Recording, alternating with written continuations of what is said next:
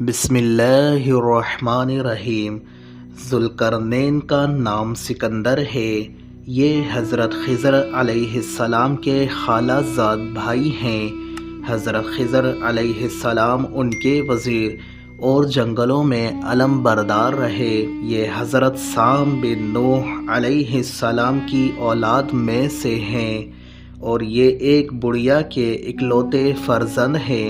حضرت ابراہیم علیہ السلام کے دستے حق پرست پر اسلام قبول کر کے مدتوں ان کی صحبت میں رہے اور حضرت ابراہیم خلیل اللہ علیہ السلام نے ان کو کچھ وصیتیں بھی فرمائی تھیں۔ صحیح قول یہی ہے کہ یہ نبی نہیں ہیں بلکہ ایک بندہ صالح ہیں جو ولایت کے شرف سے سرفراز ہیں۔ حضور صلی اللہ علیہ وسلم نے فرمایا کہ ذوالقرنین کے لقب سے اس لیے مشہور ہو گئے کہ انہوں نے دنیا کے دو سینگوں یعنی دونوں کناروں کا چکر لگایا، اور بعض کا قول ہے کہ ان کے دور میں لوگوں کے 2 قرن ختم ہو گئے تھے۔ 100 برس کا ایک قرن ہوتا ہے، اور بعض کہتے ہیں کہ ان کے 2 گیسو تھے، اس لیے ذوالقرنین کہلاتے ہیں۔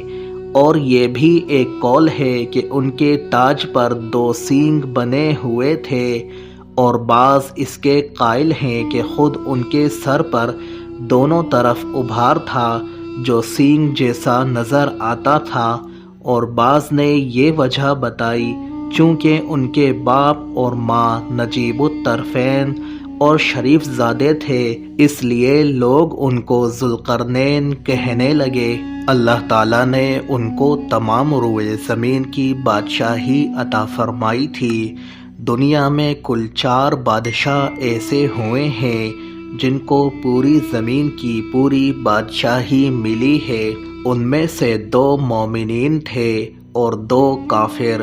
مومن تو حضرت سلیمان علیہ السلام اور حضرت ذوالقرنین ہیں، اور کافر ایک بخت نصر اور دوسرا نمرود ہے، اور تمام روئے زمین کے 1/5 بادشاہ جو اس امت میں ہونے والے ہیں، جن کا اسم گرامی حضرت امام مہدی رضی اللہ عنہ ہے۔ قرآن مجید میں حضرت ذوالقرنین کے 3 سفروں کا حال بیان ہوا ہے جو سورہ کہف میں ہے۔ پہلا سفر حضرت ذوالقرنین نے پرانی کتابوں میں پڑھا تھا کہ سام بن نوح علیہ السلام کی اولاد میں سے ایک شخص آب حیات کے چشمے سے پانی پی لے گا تو اس کو موت نہ آئے گی، اس لیے حضرت ذوالقرنین نے مغرب کا سفر کیا۔ آپ کے ساتھ حضرت خضر علیہ السلام بھی تھے۔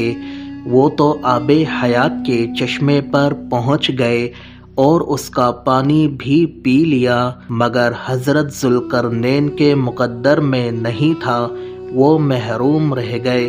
اس سفر میں آپ جانب مغرب روانہ ہوئے تو جہاں تک آبادی کا نام و نشان ہے وہ سب منزلیں طے کر کے آپ ایک ایسے مقام پر پہنچے کہ انہیں سورج غروب کے وقت ایسا نظر آیا کہ وہ ایک سیاہ چشمہ ڈوب رہا ہے، جیسا کہ سمندری سفر کرنے والوں کو آفتاب سمندر کے کالے پانی میں ڈوبتا نظر آتا ہے۔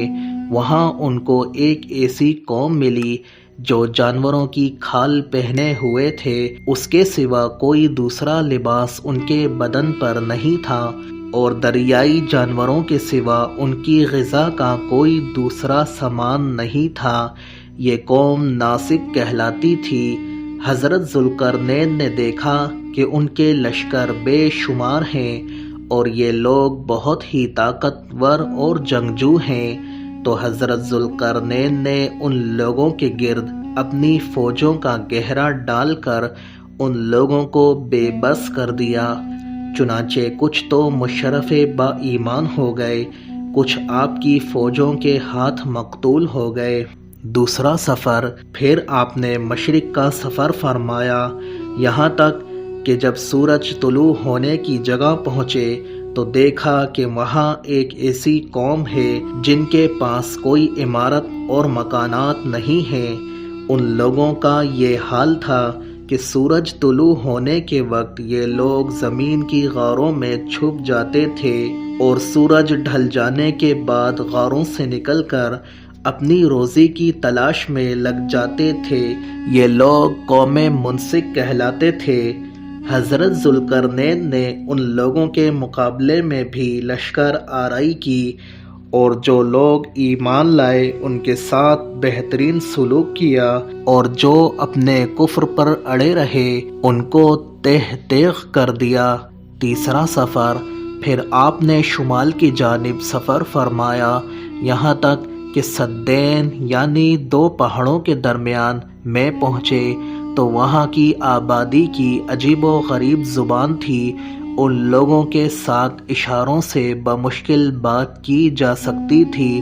ان لوگوں نے حضرت ذوالقرنین سے یاجوج ماجوج کے مظالم کی شکایت کی اور آپ کی مدد کے طالب ہوئے۔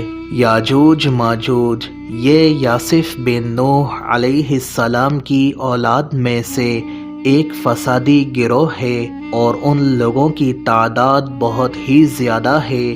یہ لوگ بلا کے جنگجو، خونخوار اور بالکل ہی وحشی اور جنگلی ہیں جو بالکل جانوروں کی طرح رہتے ہیں۔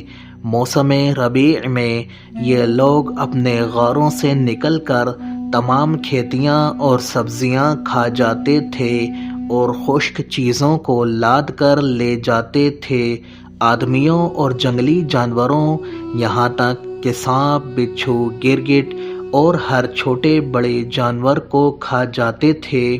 حضرت ذوالقرنین سے لوگوں نے فریاد کی کہ آپ ہمیں یاجوج ماجوج کے شر اور ان کی ایذا رسانیوں سے بچائیے، اور ان لوگوں نے ان کے عوض کچھ مال دینے کی بھی پیشکش کی۔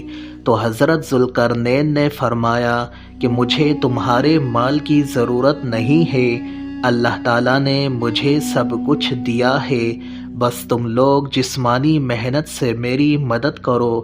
چنانچہ آپ نے دونوں پہاڑوں کے درمیان بنیاد کھدوائی۔ جب پانی نکل آیا تو اس پر پگھلے ہوئے تانبے کے گارے سے پتھر جمائے گئے اور لوہے کے تختے نیچے اوپر چن کر ان کے درمیان میں لکڑی اور کوئلہ بھروا دیا اور اس میں آگ لگوا دی۔ اس طرح یہ دیوار پہاڑ کی بلندی تک اونچی کر دی گئی اور دونوں پہاڑوں کے درمیان کوئی جگہ نہ چھوڑی گئی۔ پھر پگھلا ہوا تانبا دیوار میں پلا دیا گیا جو سب مل کر بہت ہی مضبوط اور نہایت ہی مستحکم دیوار بن گئی۔ حدیث شریف میں ہے کہ یاجوج و ماجوج روزانہ اس دیوار کو توڑتے ہیں اور دن بھر جب محنت کرتے کرتے اس کو توڑنے کے قریب ہو جاتے ہیں تو ان میں سے کوئی کہتا ہے کہ اب چلو باقی کو کل توڑ ڈالیں گے۔ دوسرے دن جب وہ لوگ آتے ہیں تو خدا کے حکم سے وہ دیوار پہلے سے بھی زیادہ مضبوط ہو جاتی ہے۔ جب اس دیوار کے ٹوٹنے کا وقت آئے گا تو ان میں سے کوئی کہے گا کہ اب چلو انشاءاللہ کل اس دیوار کو توڑ ڈالیں گے۔ ان لوگوں کے انشاءاللہ کہنے کی برکت سے اور اس کلمے کا یہ ثمرہ ہوگا کہ دوسرے دن دیوار ٹوٹ جائے گی۔ یہ قیامت قریب ہونے کا وقت ہوگا۔ دیوار ٹوٹنے کے بعد یاجوج و ماجوج نکل پڑیں گے اور زمین میں ہر طرف فتنہ و فساد اور قتل و غارت کریں گے، چشموں اور تالابوں کا پانی پی ڈالیں گے اور جانوروں اور درختوں کو کھا ڈالیں گے، زمین پر ہر جگہوں میں پھیل جائیں گے مگر مکہ مکرمہ اور مدینہ طیبہ، بیت المقدس، ان تینوں شہروں میں یہ داخل نہ ہو سکیں گے۔ پھر حضرت عیسیٰ علیہ السلام کی دعا سے ان لوگوں کی گردنوں میں کیڑے پیدا ہو جائیں گے اور یہ سب ہلاک ہو جائیں گے۔ تفسیر قرآن، حدیث و فقہ، تاریخ اسلام، نیز قرآن اور تاریخ کے واقعات جاننے کے لیے ہمارے یوٹیوب چینل قرآن میسج کو سبسکرائب کیجیے۔